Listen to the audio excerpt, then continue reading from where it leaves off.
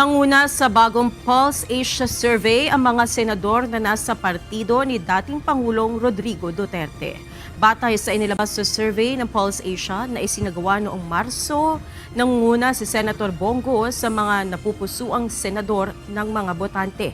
Habang nasa parehas na second at third position, si CIS Party List Representative Erwin Tulfo at Senator Ronald Bato de la Rosa.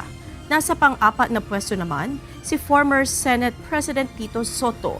Samantala, nag-aagawan naman sa 5th to 11th place sina Senator Pia Cayetano, Senator Ramon Bong Revilla Jr.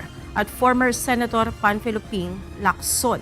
Nasa 5th to 12th place naman ang TV host na si Willie Revillame, Ben Tulfo at Makati City Mayor Abby Binay.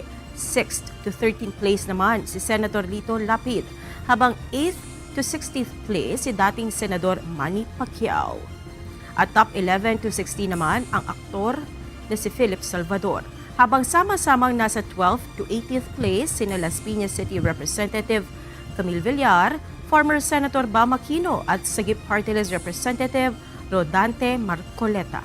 Ang naturang survey ay isinagawa ng Pulse Asia sa 2,400 na mga respondent, edad 18 pataas, noong March 23 hanggang March 29.